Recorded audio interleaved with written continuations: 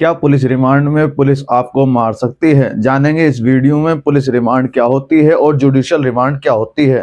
एक बार फिर स्वागत है आपकी न्याय सेवा में। मैं हूं एडवोकेट फैसल। दोस्तों, आज हम एक बहुत ही जरूरी और संवेदनशील कानूनी विषय पर बात करने वाले हैं, जिसका नाम है रिमांड। क्योंकि अक्सर आपने फिल्मों में, खबरों में या किसी जानने पहचानने के मामले में सुना होगा कि आरोपी को पुलिस रिमांड में भेज दिया गया है या न्यायिक रिमांड में भेज दिया गया है। लेकिन असल में रिमांड होती क्या है, पुलिस रिमांड क्या होती है, जुडिशियल रिमांड क्या होती है, और सबसे बड़ा सवाल कि क्या पुलिस रिमांड में पुलिस आपको मार सकती है या नहीं।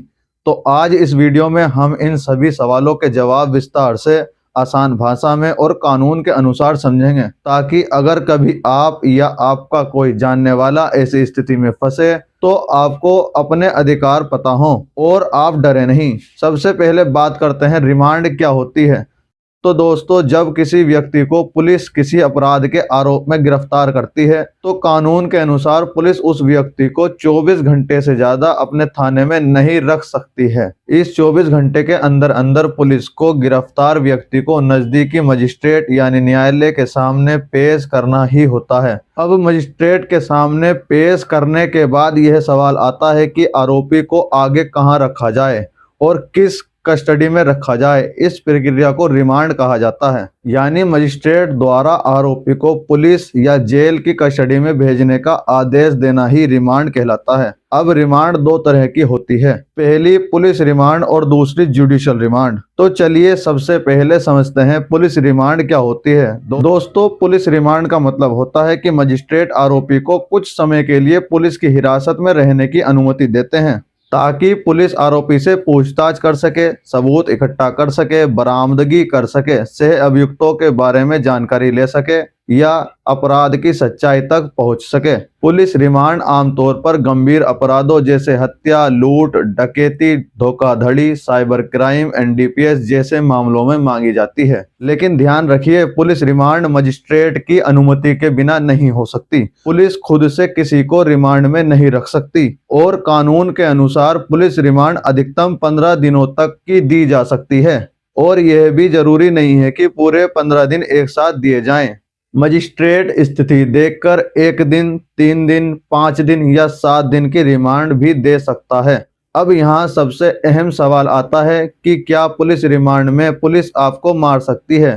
तो दोस्तों, इसका सीधा और साफ जवाब है नहीं। कानून किसी भी हालत में पुलिस को आरोपी के साथ मारपीट, 3rd डिग्री टॉर्चर, मानसिक या शारीरिक उत्पीड़न की अनुमति नहीं देता है, चाहे अपराध कितना भी गंभीर क्यों ना हो। भारतीय संविधान का अनुच्छेद 21 हर व्यक्ति को जीवन और व्यक्तिगत स्वतंत्रता का अधिकार देता है, और हॉनरेबल सुप्रीम कोर्ट ने कई फैसलों में साफ कहा है कि पुलिस कस्टडी में किसी भी प्रकार की हिंसा गैरकानूनी है।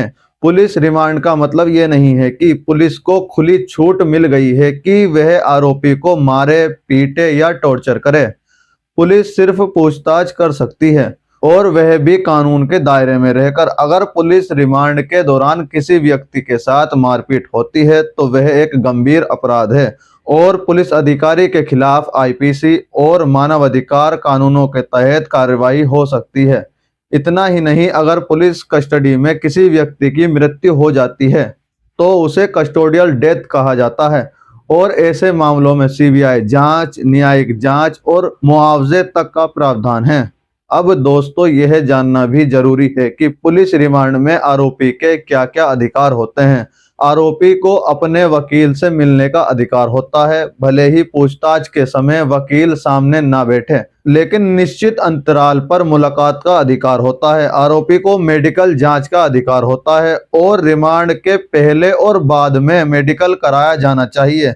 आरोपी को जबरदस्ती बयान देने के लिए मजबूर नहीं किया जा सकता, क्योंकि भारतीय कानून में पुलिस के सामने दिया गया कबूलनामा मान्य नहीं होता है।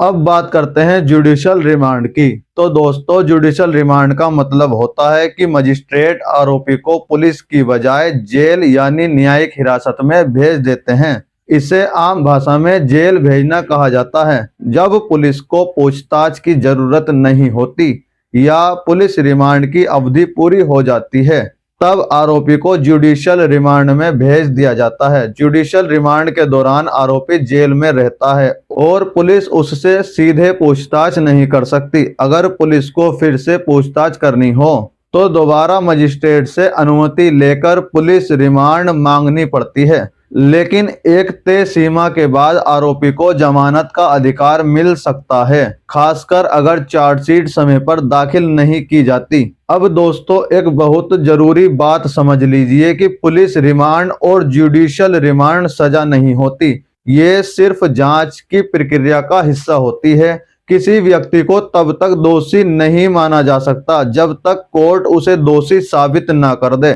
इसलिए अगर कोई व्यक्ति रिमांड में है तो इसका मतलब ये नहीं है कि वह अपराधी है, वह सिर्फ आरोपी है। कई बार लोग समाज के डर से टूट जाते हैं, लेकिन कानून सबके लिए बराबर है।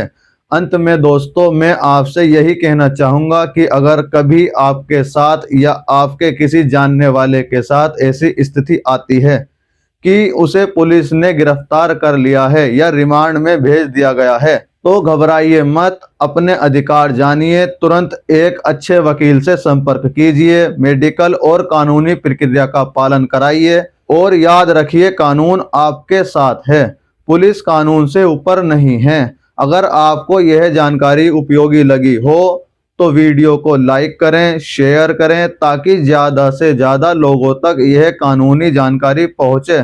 चैनल को सब्सक्राइब करें और कमेंट में जरूर बताएं कि अगला वीडियो किस विषय पर चाहिए, क्योंकि हमारा मकसद है आपको डराना नहीं बल्कि आपको आपके अधिकारों के प्रति जागरूक बनाना। धन्यवाद।